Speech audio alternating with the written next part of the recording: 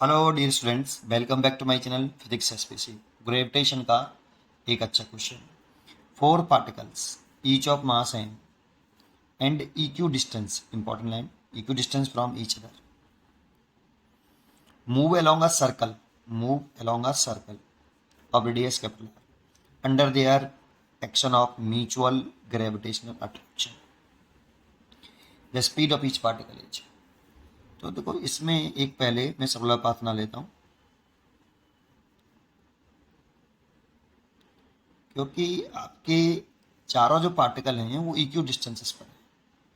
तो इसीलिए एक ऐसा सिमेट्रिकल डायग्राम बनाइए, मास को इस तरह से अरेंज करिए कि उनके में से किसी एक पार्टिकल पर, चारों पार्टिकल में से किसी एक पार्टिकल पर जो नेट फोर्स हो उसकी डायरेक्शन सर्कुलर पाथ के सेंटर की तरफ हो। अगर ऐसा नहीं होगा तो पार्टिकल सर्कुलर पाथ पर रिवॉल्व नहीं करेंगे, क्योंकि यहाँ पर सर्कुलर पाथ पर किसी भी बॉडी को सर्कुलर पाथ पर रिवॉल्व करने की कंडीशंस क्या है। किसी पार्टिकल को सर्कुलर पाथ पर रिवॉल्व करने की कंडीशन ये है कि वो पार्टिकल पर लगने वाला जो नेट फोर्स है वो सर्कुलर पाथ के सेंटर की तरफ और रेडियस के अलॉन्ग होगा, तभी वो पार्टिकल क्या करेंगे, सर्कुलर पाथ पर रिवॉल्व करेंगे। तो कुछ इस तरह से चार पार्टिकल को हमें पोजीशन बनानी है कि वो इक्वी डिस्टेंस भी रहें और चारों में से किसी एक पार्टिकल पर, किसी भी एक पार्टिकल पर नेट फोर्स निकालें तो उसकी डायरेक्शन सर्कुलर पाथ के सेंटर की तरफ भी रहे। तो ऐसी सिमेट्री केवल स्क्वायर में होती है बेटा। आप अभी थोड़ा समझा भी दूंगा, पहले एक स्क्वायर बना लेता हूँ। पता नहीं स्क्वायर बना है कि नहीं, रेक्टेंगल तो नहीं बन गया। ठीक है, स्क्वायर बनाना है। एक पार्टिकल मान लो ये मास पार्टिकल यहाँ रख लिया, एक इस जगह पे रख लिया और एक इस जगह पे और ये की। इसकी साइड इक्यू डिस्टेंस होनी चाहिए चारों पार्टिकल एक दूसरे से। तो मान लो इसकी साइड ए है, इसकी साइड कितनी है, ए है, और ये इसका सेंटर है। तो इसकी रेडियस बता रहा है, सर्कुलर पाथ की रेडियस बहुत कैपिटल आर बता रहा है। ये क्वेश्चन में गिवन है आर।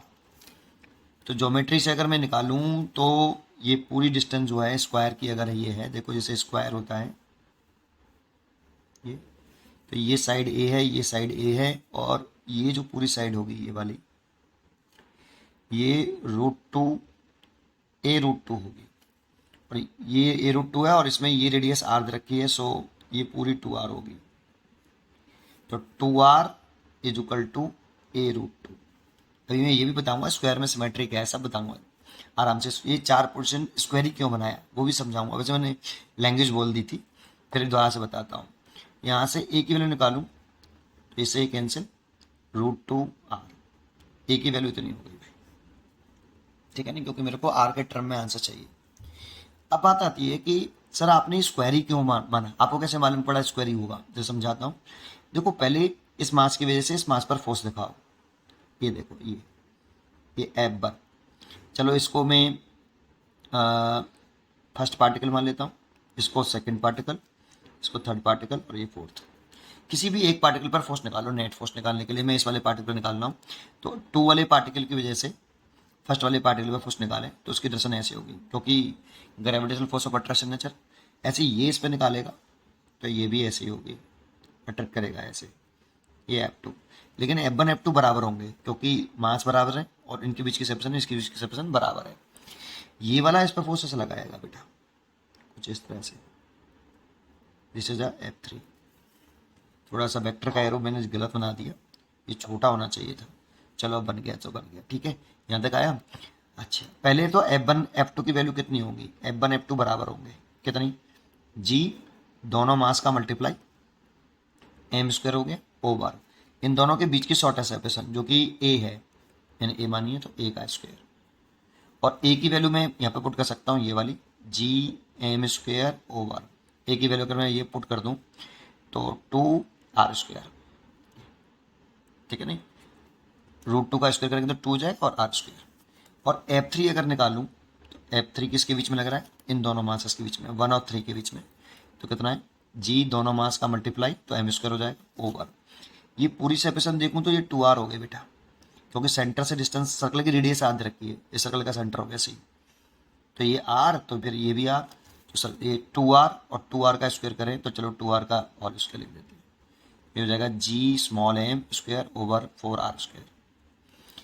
ठीक है, अब देखो f1 बड़ा है f2 से, तो इसका इसलिए इसकी f3 का मैग्नीट्यूड चलो छोटा कर ही देता हूँ यार, आधा कर देता हूँ, नहीं बट एस का एरो भी छोटा होना चाहिए। ठीक है, चलिए ये भी हो गया। अब बताओ, सोचो f1 और f2 अगर इक्वल होंगे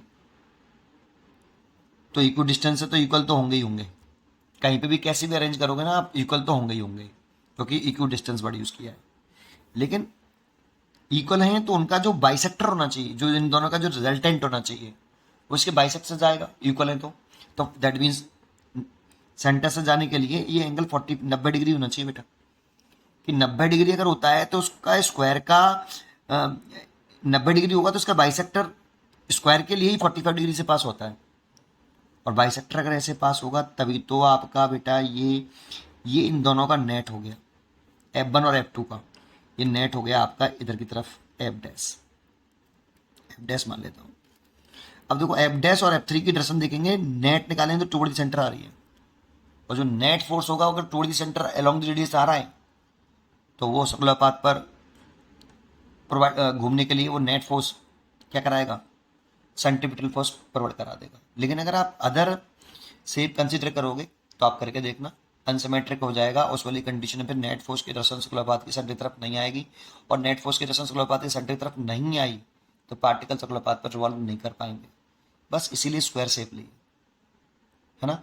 चलिए आगे बढ़ते हैं, तो देखो अब क्या करना है हमें, f1 और f2 का नेट निकालना है, या तो कंपाउंड करके कर लो या सीधे कर लो, सीधे कर लेता हूँ, कंपाउंड करने से थोड़ा सा बड़ा हो जाता है, और तो क्या कर लूँ f डैश निकालूँ तो क्या लिखूँ रूट के अंदर, देखो f1 f2 परपेंडिकुलर है, f1 का स्क्वायर प्लस f2 का square plus 2f1 f2 cos 90 degree, क्योंकि f1 f2 बराबर है तो इसलिए ये तो जीरो हो जाएगा, तो 2f1 का स्क्वायर ये तो जीरो हो गया, तो f1 की f2 की जगह पे f1 लिख दिया, तो ये लिख सकता हूँ f1 रूट 2, ये नेट फोर्स आ गया बेटा आपका, और f1 की वैल्यू हो गई आपकी g small m square over 2r square और रूट 2, क्योंकि f1 f2 बराबर है तो इनका जो रिजल्टेंट होगा वो इनके बीच में जो एंगल है उसके बाइसेक्टर से पास होगा, 90 डिग्री के बाइसेक्ट f डैश, इसलिए मैंने ऐसा किया 45 डिग्री से पास होगा, और f डैश की और f3 की डायरेक्शन सेम है तो नेट फोर्स आ गया toward the centre, net force toward the centre along the radius toward the centre, f net कितना आ गया, दोनों को ऐड कर ले, डायरेक्शन सेम है f डैश प्लस f3। अब देखो इस नेट फोर्स की डायरेक्शन सर्कुलर पाथ के सेंटर की तरफ है, और कोई भी फोर्स जो सर्कुलर पाथ के सेंटर की तरफ लग रहा हो तो उसे सेंट्रीपिटल फोर्स बोलते हैं। सेंट्रीपिटल फोर्स कोई नया फोर्स नहीं है, देखो ऐसे समझो जैसे सेंट्रीपिटल फोर्स एक बुलाने वाला फोर्स है, जो भी नेट फोर्स सर्कुलर पाथ के सेंटर पर लगता है उसी को हम क्या बुलाने लगते हैं, सेंट्रीपिटल फोर्स बुलाने लगते हैं। दैट मीन्स जैसे एक टीचर की क्लास में कोई भी बच्चा आके पढ़ता है, कोई भी स्टूडेंट पढ़ता है, आके नहीं बच्चा पढ़ता है तो उसे हम स्टूडेंट बुलाने लगते हैं, कोई टीचर क्या बुलाने लगता है उसे स्टूडेंट्स, जबकि उसका नाम स्टूडेंट नहीं है, उस बच्चे का नाम स्टूडेंट नहीं है, लेकिन उसे स्टूडेंट क्यों बुलाया जा रहा है, क्योंकि वो उस क्लासरूम में पढ़ रहा है आके। ऐसे ही कोई भी फोर्स सर्कुलर पाथ के सेंटर की तरफ लगेगा, नेट फोर्स होना चाहिए, और सर्कुलर पाथ के सेंटर की तरफ लग रहा हो तो उसे बुलाना शुरू कर देते हैं कि वो फोर्स सेंट्रीपिटल फोर्स है। वो कोई से भी हो सकता है, ग्रेविटेशनल फोर्स ऑफ अट्रैक्शन हो सकता है, इलेक्ट्रोस्टैटिक फोर्स हो सकता है, टेंशन हो सकता है, वेट हो सकता है, फ्रिक्शन होता है, मैग्नेटिक फोर्स हो सकता है, कोई सा भी हो सकता है जो सर्कुलर पाथ के सेंटर तरफ लग रहा हो, उसको हम क्या बुलाना शुरू कर देंगे, उसको हम बुलाना शुरू कर देंगे सेंट्रीपिटल फोर्स। तो ये जो फोर्स है ये ग्रेविटेशनल फोर्स है, सर्कुलर पाथ के सेंटर तरफ लग रहा है, इसलिए इसको बुलाना शुरू कर दिया हमने क्या, सेंट्रीपिटल फोर्स। ठीक है, तो ये मैंने यहाँ लिख लिया इसको सेंट्रीपिटल फोर्स। तो नेट फोर्स की वैल्यू लिख लेता हूँ, ये रही, तो ये नेट फोर्स ये रहा, एफ ये नहीं है, ये तो एफ डैश है, ये रही एफ डैश प्लस एफ 3, तो एफ डैश की वैल्यू लिख लेता हूँ जी एम स्क्वेयर, और देखो ये रूट 2 से ये कट जाएगा,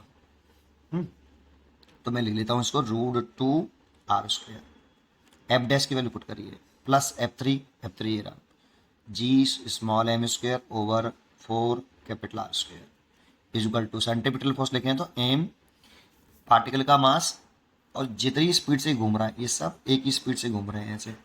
जब तक ये एक ही स्पीड से घूमते रहेंगे तब तक सिमेट्री बनी रहेगी बेटा, ऐसे इस मतलब स्क्वायर पाथ बना रहेगा बेटा, इस दोनों के बीच में गैप भी बराबर बना रहेगा ऐसे, ठीक है। तो इस वाली कंडीशन में मैं स्पीड लिखूं वी स्क्वायर और सर्कुलर की रेडियस लिखते हैं यहाँ पे आर का, आर हो गया। तो देखो इसमें से एक आर कॉमन लेके काट दूं, एक आर कॉमन लेके मैंने काट दिया और एक एम लेके कॉमन लेके मैं एक एम भी काट दूं, तो यहाँ पे बचा G M upon root 2r और यहाँ पे बचा जी एम अपॉन 4r और यहाँ पे वी स्क्वायर। यहाँ से देखो जी स्मॉल एम बटे कैपिटल आर कॉमन आ गए, 1/√2 plus 1/R sorry 4 is equal to V square, है ना। और यहाँ से आप एक काम करिए एलसीएम ले सकते हो, एलसीएम ले लो कितना 4√2, है ना। कितना एलसीएम ले 4√2 ही ले ले या 4 ले लें,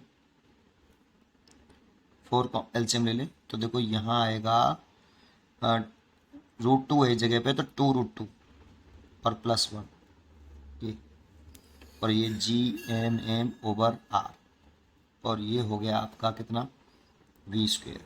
तो वी इज इक्वल टू कितना आ जाएगा, तो देखो इसका पूरे को रूट लेंगे तो 2 तो बाहर आ जाएगा, ये वाला 1/2 बाहर और रूट के अंदर जी एम बटे कैपिटल आर और 1 + 2√2। देखो ये वाला मैंने बाहर निकाल लिया बेटा, ये आंसर होना चाहिए इसका, इसलिए इसका आंसर हो गया आपका B, B is correct choice. उम्मीद करता हूँ कि आपको ये जरूर समझ में आया होगा। वीडियो देखने के लिए धन्यवाद, पढ़ते रहिए और खुश रहिए, थैंक यू।